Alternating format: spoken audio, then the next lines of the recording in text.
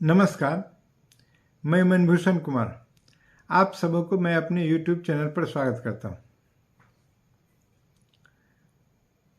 3 दिसंबर 2023 को 4 राज्यों के परिणाम आने के बाद भारत का राजनीतिक मिजाज बिल्कुल बदल गया है। राजनीतिक समीकरण अलग अलग ढंग से बुने जा रहे हैं। एक तरफ तो सत्ताधारी दल एनडीए है, तो दूसरी तरफ इंडिया। 6 दिसंबर को कांग्रेस पार्टी ने अपने इंडिया के घटक दलों की बैठक औपचारिक रूप से दिल्ली में बुलाया है, लेकिन आज स्थिति यह बनी कि उनके घटक दल उनसे इतने नाराज हो गए, उनके बैठक में आने के लिए कोई तैयार नहीं है। एक तरफ ममता बनर्जी, दूसरी तरफ नीतीश कुमार और भी कई लोग अब उनके घटक का सदस्य रहना नहीं चाह रहे हैं। हुआ यूं कि ये 4 राज्य के चुनाव से पहले जिस प्रकार से कांग्रेस ने अपने घटक दलों के साथ व्यवहार किया, वह किसी भी स्तर पर उचित ठहराया नहीं जा सकता है। पता नहीं उनके शीर्ष नेता का पकड़ अपने राज्य स्तर के नेता पर है कि नहीं, यह कांग्रेस को पुनः विचार करना चाहिए। और इसी प्रकार के अनुशासनहीनता ने उनको अपने घटक दलों से दूर कर दिया, क्योंकि सबके मन में यह भाव था कि मैं जीत कर तो आ ही जाऊंगा और इस प्रकार हमको किसी भी घटक दल की कोई ज़रूरत नहीं है। जबकि जहां कांग्रेस चुनाव लड़ रहे थे, वहां घटक दल की भूमिका तो थी, लेकिन वह कांग्रेस के पक्ष में भूमिका थी। घटक दलों के पक्ष में वहां कुछ बहुत भूमिका नहीं थी। बावजूद इसके अखिलेश यादव ने 5 सीट का मांग मध्य प्रदेश में किया था और उसके लिए कमलनाथ ने उनको खरी खरी सुना दी। भोपाल में बैठक होने का बात था एनडीए का और वहीं से आगाज होता चुनाव प्रचार का, तो फिर कमलनाथ ने मना कर दिया। कमलनाथ एक परिपक्व राजनीतिक हैं, वहाँ मुख्यमंत्री रहे हैं, 9 बार के सांसद हैं। उन्होंने अपने पत्नी को भी सांसद बनाने का काम किया, अपने बेटे को भी सांसद बनाने का काम किया, लेकिन एक जीती हुई बाजी अपने अहम और हठधर्मिता के कारण उन्होंने खो दिया। परिणाम ये हुआ कि कांग्रेस में एक प्रकार से सन्नाटा छा गया और उसका कद अचानक राजनीति में जो सांप सीढ़ी का खेल होता है, उस प्रकार नीचे बिल्कुल सीधी सांप जैसे काटता है नीचे आ जाता है, उस प्रकार से आ गया। और चुनाव से पहले वो ऊंचाई पर बिल्कुल था। और इंडिया घटक दल आके अगर अभी प्रचार किए होते और कुछ सीट अगर आपस में सामंजस्य पूर्वक बट गया होता, तो यह दुर्दशा कांग्रेस की नहीं होती। और कांग्रेस को इसके लिए पहले ही बड़ा दिल दिखाना चाहिए था। अगर यह कांग्रेस के स्वभाव में शामिल नहीं हुआ कि कांग्रेस बड़ा दिल दिखाए और अपने हिसाब से सबों को अपने हृदय में सामंजस्य बैठा ले और समायोजित कर ले, तो फिर आगे की राजनीति कांग्रेस के लिए बहुत मुश्किल हुई। आज स्पष्ट नीतीश कुमार ने भी कह दिया कि मैं बैठक में नहीं जाना। ममता बनर्जी कह दी कि हमको वहाँ कुछ खबर नहीं। इस प्रकार से अन्य घटक दलों ने भी अपनी नाराजगी व्यक्त की। तो जब नाराजगी व्यक्त कर देंगे और अगर वो लोग नहीं आएंगे, तो फिर कांग्रेस का क्या होगा? कांग्रेस तो फिर ढाक के पार तक स्थिति बन के रह जाएगी।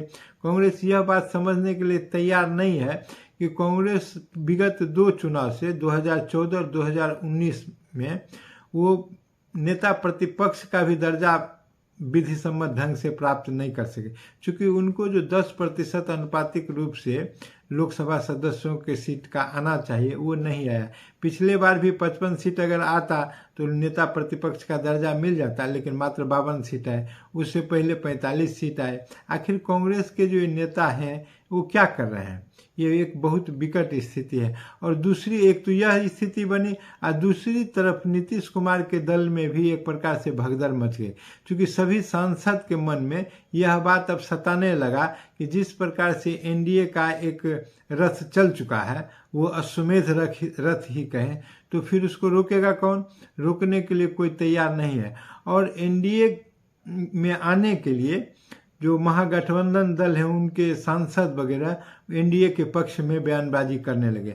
अभी दूसरी तरफ देखें तो लोजपा चिराग के भी 3 घटक जो पारस के साथ 3 लोग थे, बीना देवी थी, चंदन थे और महबूब अली कैसर थे, तो वो सभी आज चिराग के साथ आके हो गए। तो चिराग अब 4 आदमी हो गए हैं। बावजूद चिराग ने यह कह रखा है कि हमारे पीठ में जो खंजर भोंका है उसको हम माफ़ नहीं करेंगे। पता नहीं वो मैग्नेटिक पावर क्या है जो चिराग को अपनी ओर खींचता है और चिराग उसको देखते हैं कि कैसे माफ़ नहीं करते हैं, क्योंकि मैग्नेट में बहुत क्षमता होती है। तो चिराग का अपना वचन चलता है या मैग्नेट पावर में ज़्यादा शक्ति होती है, वो क्या है वो आप लोग समझें। इस प्रकार से और दूसरी तरफ नीतीश के दल में कई लोग अब एनडीए की तरफ निगाह लगाए बैठे हैं। और अगर ये जातीय जनगणना पर इतना प्रबल विरोध नीतीश नहीं किए होते तो संभावना ऐसी बन रही थी कि नीतीश भी एनडीए में ये परिणाम के बाद आ जाते।